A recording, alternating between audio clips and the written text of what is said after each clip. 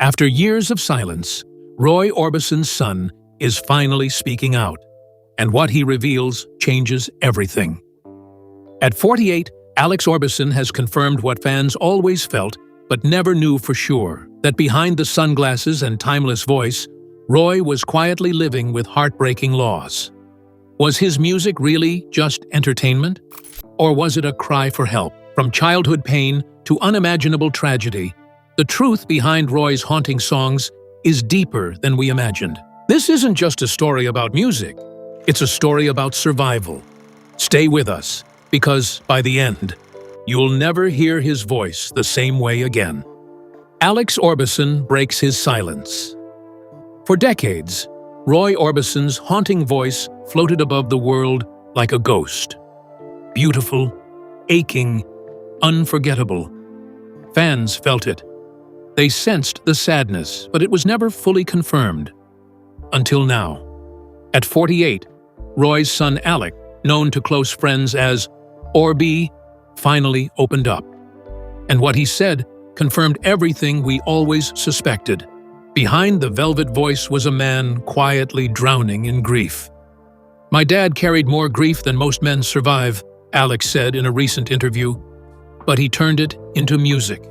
That's how he lived through it. It wasn't just a poetic metaphor. Roy's songs weren't written from the imagination. They were carved from his heart. Crying. Only the lonely. In dreams, these weren't performances. They were emotional autopsies. Roy Orbison didn't sing pain. He was pain. And somehow, he made it beautiful. Alex admits he didn't understand it as a child. He just thought his dad was quiet, gentle, distant. But as he got older and learned the full story, the tragedies, the losses, the battles, he realized his father was carrying a storm inside him. He was strong, but it wasn't the loud kind of strong. It was silent, Alex said.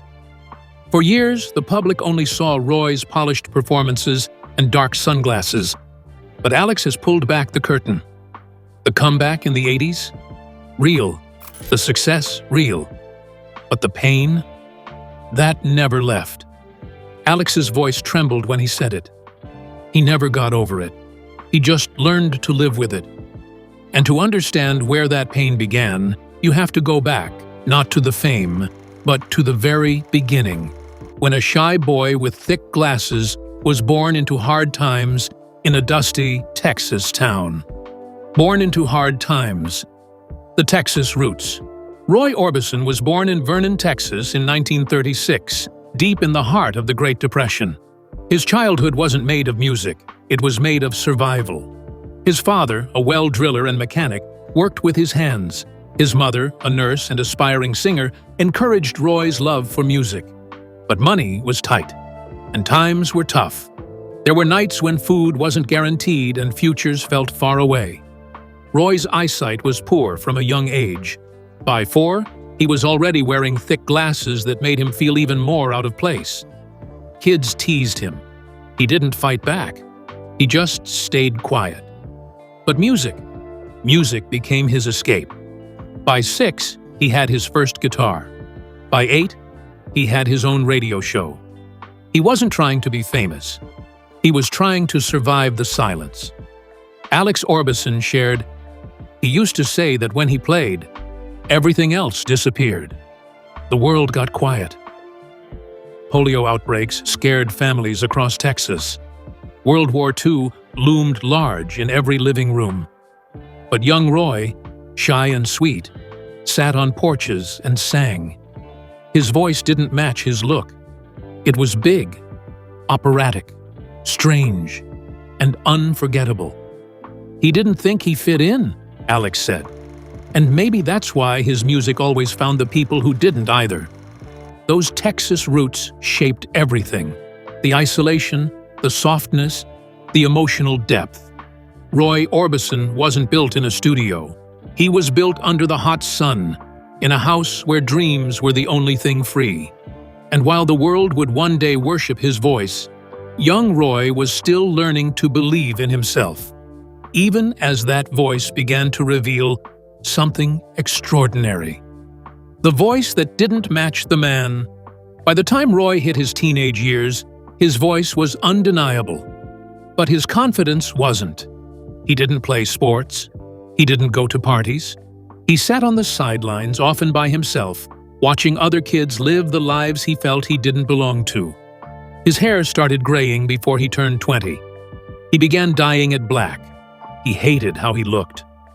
He thought he looked old, Alex said. He never felt handsome.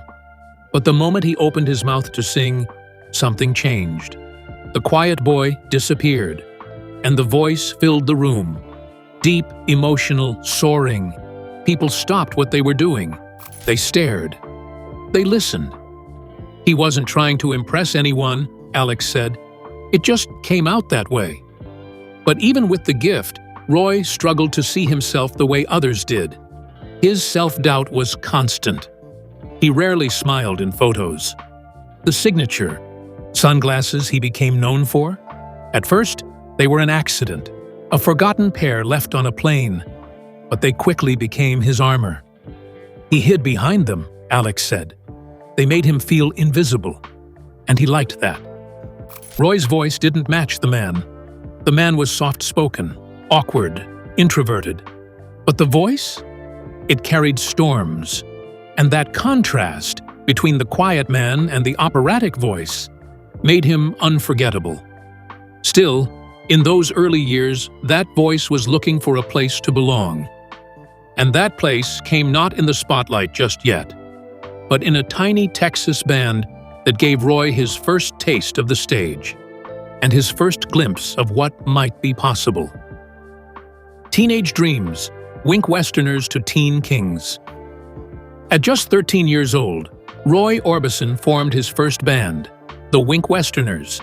Named after his hometown of Wink, Texas, the group played country standards at local dances and high school events. It wasn't glamorous, but it was real. And it was Roy's first taste of being seen, not just heard. The Wink Westerners found early success on local radio. By the time Roy was 17, they were regulars on a local TV show.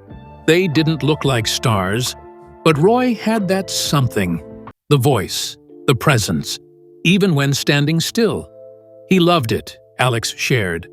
He'd come alive with a guitar in his hands. After seeing Elvis perform, Roy was inspired to shift from country to rock. The band changed their name to the Teen Kings and started chasing something bigger. In 1956, they landed a deal with Sun Records, the same label that launched Elvis, Johnny Cash, and Jerry Lee Lewis.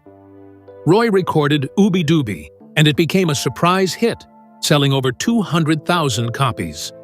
Suddenly, he wasn't just a local kid anymore. But success came with pressure. There were fights, Alex revealed. Jealousy, tension. Roy wanted control, but the band wanted credit. It didn't last. The Teen Kings unraveled, and Roy found himself stuck in a solo contract that didn't allow him to release music the way he wanted. He tried. He failed. And eventually, he returned to Texas. Disillusioned, broke, and unsure if music was still his path. But fate had more heartbreak and more brilliance in store. Because right around the corner, Roy would find love, inspiration, and loss that would break him in half. Pride, pain, and the first fall. Roy's career looked like it had ended before it really began. After the Teen Kings fell apart and Sun Records left him in a legal limbo, he was back in Texas, living with his parents, waiting for the phone to ring. It didn't. He recorded a few solo tracks, nothing charted. He was in debt. He was depressed. And he was questioning everything. But music never left him. And neither did the heartbreak. He'd met a young girl named Claudette Frady when she was just 14. A few years later, they fell in love. In 1957, they married. She became his muse, his lifeline. One of his first big hits was named after her, Claudette. But even as love gave him new hope, success remained elusive. They were poor. At one point, they lived with Roy's parents just to get by. And then, the unthinkable happened. Claudette had an affair. The marriage crumbled. They divorced. And still, Roy loved her. So they remarried. But as Alex would later say, love wasn't enough to protect them from what was coming next. Because just as they were trying to rebuild, tragedy struck with brutal force, leaving Roy standing alone in the wreckage of everything he held dear. Love and loss. Claudette, his first muse. She was the love of his life, and the heartbreak that never truly healed. Claudette Frady wasn't just Roy Orbison's wife. She was his muse, his memory, and eventually, his mourning. They first met when she was just 14. By the time she was 17, they were inseparable. Roy married her in 1957, and she quickly became the heartbeat behind some of his earliest love songs. Claudette, one of his first major compositions, was written with her smile in mind. But love wasn't enough to protect them from real life. In the early years, money was tight. They lived with Roy's parents. He traveled for gigs, and Claudette raised their sons alone for weeks at a time. The pressure built. And then, like a storm hitting a fragile structure, everything cracked. Claudette had an affair. Roy was devastated. He didn't lash out. He didn't speak badly of her. He just broke inside. They divorced. But months later, they found their way back. Love, raw, flawed, and fragile, still tied them together. They remarried in 1965, vowing to rebuild what had been lost. And for a while, it looked like they might actually make. She made him feel alive again, Alex Orbison later said. Even after everything, he loved her deeply. But fate had its own plans, and what came next would bring Roy to his knees. Because just 1 year after their reconciliation, a single moment, one tragic ride, would change everything. And Roy would never fully stand upright again. The motorcycle accident that shattered him. June 6, 1966. A day Roy Orbison would replay in his mind for the rest of his life. He had just returned from touring. Claudette and Roy were finally in a good place. They went out for a ride on their motorcycles, an escape from the spotlight, a brief taste of freedom. But Roy wasn't riding with her. Claudette was on another bike, one Roy had bought her as a gift. She was behind him. Then, in a flash, everything changed. She was struck by a pickup truck, pronounced dead at the scene. Roy watched it happen. I think something inside him died that day, Alex later said. He never really recovered. It was the second time Roy had lost Claudette. But this time, there was no coming back. Friends said he stopped talking for days. He didn't want to eat. He just sat still, as if frozen in that moment. He once described himself as standing still, like a tree, unable to move, unable to grow, just rooted in grief. And yet, the music kept coming, songs filled with longing, sorrow, and ghosts. You could hear Claudette in every note, every whisper of heartbreak. It wasn't performance, it was pain pressed onto vinyl. He didn't write love songs, Alex said. He wrote loss songs. And if that wound wasn't deep enough, fate wasn't done with Roy Orbison yet. Because just 2 years later, the universe would strike again. And this time, it would take even more. 2 sons lost in a fire. In September 1968, Roy Orbison was thousands of miles from home, on tour in England, trying to find some kind of rhythm again. Music was his lifeline. He kept moving, kept singing, kept surviving. But then, the phone rang. His home in Hendersonville, Tennessee, had caught fire. His 2 eldest sons, Roy Bohr Jr., age 10, and Anthony, age 6, were inside. They didn't make it out. Roy's entire world collapsed. I think that was the day he became a ghost, Alex Orbison said softly. He was still here, but not really. Roy flew home to the wreckage. The house was gone. His boys gone. He'd already buried the love of his life. Now, he had to bury his children. The pain was unspeakable. He didn't do interviews. He didn't explain. He just disappeared into the shadows. He went quiet, said one close friend. But you could see the pain in his eyes. It never left. Roy tried to keep singing. It was all he had, but his performances changed. The voice was still there, pure, operatic, unmatched, but now it trembled with sorrow. It bled grief. Fans who heard him live in those years said it was like watching a man sing through a cracked window, something beautiful, but broken. He lived with a kind of sadness most people never understand, Alex shared. He wasn't just mourning, he was surviving it. And yet, just when it seemed like Roy would vanish into his own silence, a surprising alliance formed, one that would pull him back into the light. The Traveling Wilburys, Roy's final rebirth. In the late 1980s, Roy Orbison found something he hadn't felt in decades: joy. It came not through fame or fortune or even family. It came through friendship. Bob Dylan, George Harrison, Tom Petty, Jeff Lynne, 5 legends, one band, the Traveling Wilburys. They weren't trying to chase hits. They weren't trying to impress anyone. They were just playing music for the love of it. Roy became Lefty Wilbury. The oldest of the group, he was treated like royalty, but not in a distant way. They laughed. They joked. They listened. For Roy, who had spent most of his life alone with grief, this camaraderie was healing. Those guys brought him back to life, Alex said. It was like watching him breathe again. The Wilburys recorded Volume 1 in 1988. It was a hit. Critics praised Roy's voice as timeless, untouched by age or heartbreak. His smile returned, rare but real. The album won a Grammy. Fans old and new discovered Roy all over again. And more importantly, he discovered himself again. Not as a legend, not as a ghost, but as a man who could still laugh, still create, still connect.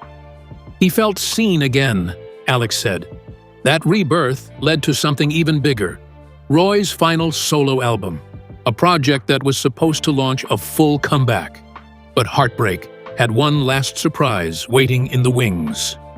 The comeback album that never got its encore. In 1988, Roy Orbison was back, truly back. And Mystery Girl was the proof. With the help of Jeff Lynne, Bono, Tom Petty, and others, Roy recorded a solo album that felt like magic.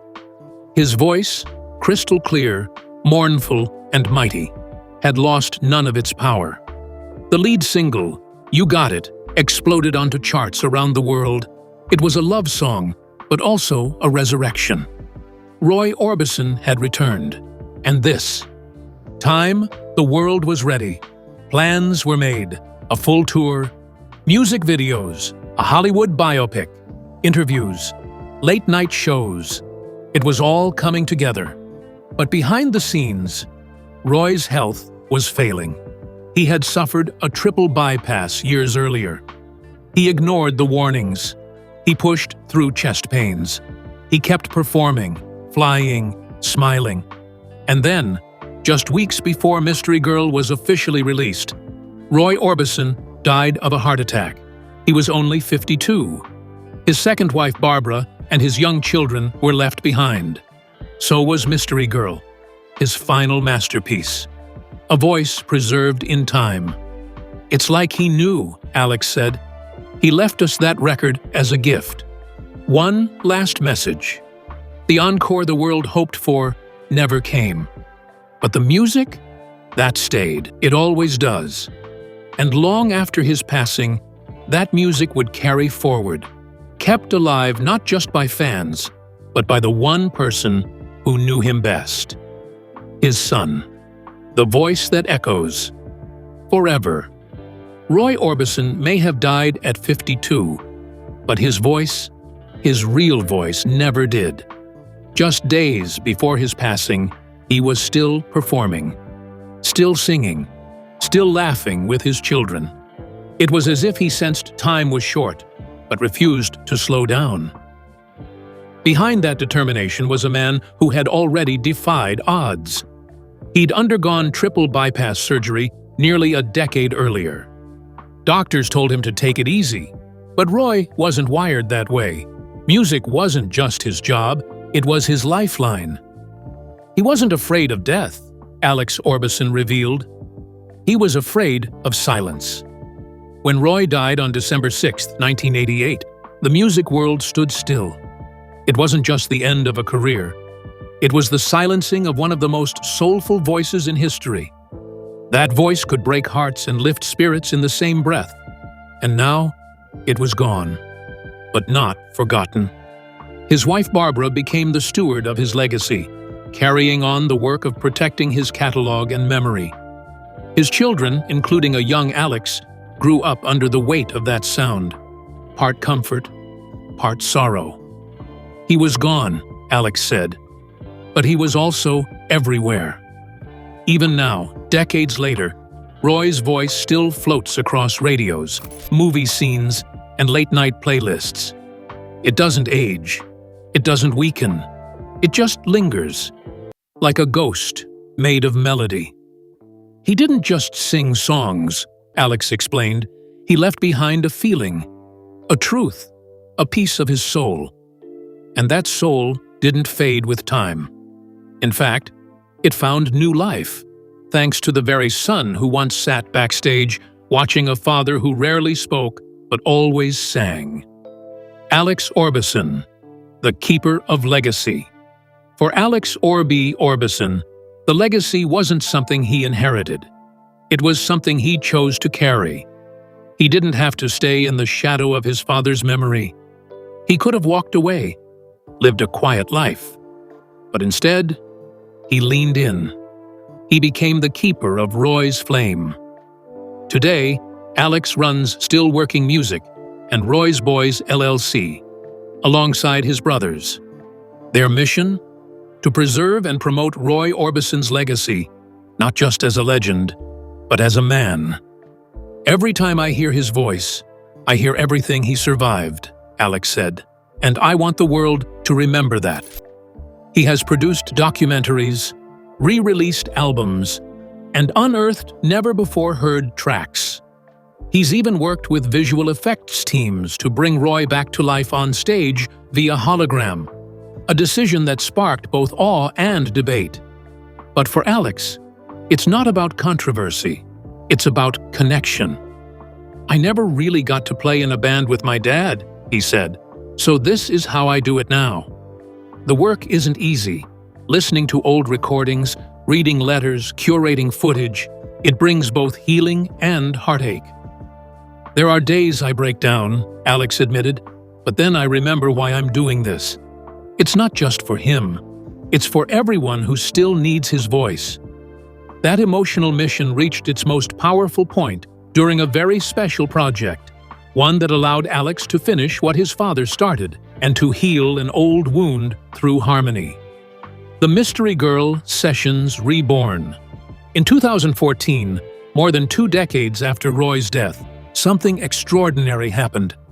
Alex Orbison, alongside his brothers and a team of trusted producers, opened up the Mystery Girl Vault. Inside were 9 unreleased tracks, songs that had never seen the light of day, moments frozen in tape. His father's voice, untouched, unaged, waiting to be heard. Alex called it Mystery Girl Deluxe. But it wasn't just an album. It was a resurrection. We added drums, guitar, polished the mixes, Alex said. But the voice, we didn't touch the voice. Among the collaborators was John Carter Cash, the son of Johnny Cash. 2 sons of legends, joining forces to honor their fathers. It was more than music. It was bloodline, legacy, love. The project was personal, painful, beautiful. I finally got to sit in a studio and make music with my dad, Alex shared. In a way, that's all I ever wanted. For fans, the album was a revelation. For Alex, it was closure. These weren't just songs, he said. They were conversations. With him, with myself, with grief. The sessions proved something powerful. That even after death, Roy was still reaching out, still singing, still healing. But even beyond the studio, a deeper truth was surfacing. One that fans had always suspected, but only now, through Alex's eyes, was finally confirmed. Music was Roy's survival. For decades, listeners felt it. That ache behind Roy Orbison's soaring falsetto. The loneliness, the longing, the pain. Now, Alex Orbison confirms what fans have always known deep down.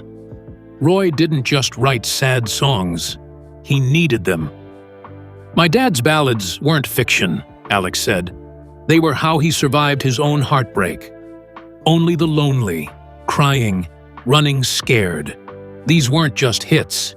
They were emotional lifelines, songs written in the language of grief." Alex describes his father's songwriting as emotional survival mechanisms, each one a coded message from a man who had lost too much to say it plainly. He didn't talk about Claudette, Alex said, but he wrote about her, over and over. Even as Roy remarried and found peace, the shadows remained. He poured them into his lyrics. His melodies trembled not from performance, but from memory. He couldn't move on, Alex explained, but he could sing. And the world listened. It's why his songs still hit so hard today. Because they're not polished pop. They're confessions, raw, vulnerable, timeless. People sensed it, Alex said. Even if they didn't know the story, they felt it. And now, after all the silence, all the pain, and all the survival, the final truth is out. The man behind the voice wasn't just legendary. He was broken, and brave enough to keep singing anyway. Roy was a broken genius. He never called himself a legend. In fact, Roy Orbison often bristled at the word. "I'm not sure how I should feel about it," he once said, half smiling, half troubled. Maybe that's because behind every song, behind every standing ovation, was a wound. Roy Orbison was a genius, yes, but he was also a man who buried a wife, 2 sons, and parts of himself that never grew back. He wasn't flashy. He didn't chase fame. He didn't smile for the cameras, but he sang. And through that voice, he told the truth, even when it hurt. At 48, Alex Orbison finally confirmed it. Fame didn't save him. Music did. Roy's legacy isn't just about the hits. It's about the pain he turned into beauty. The silence he turned into sound. The brokenness he turned into something eternal. He didn't survive because he was strong. He survived because he sang. And now, every time his voice rises from a speaker or an old vinyl, we're reminded, sadness can be beautiful. Grief can be art. And some ghosts never really leave. Because Roy Orbison didn't vanish. He echoes. Roy Orbison sang through sorrow and left behind more than music. He left a legacy of love, loss, and truth. If this story touched you, let us know in the comments. Don't forget to like, subscribe, and thank you for being part of this journey. We're honored to tell stories that matter.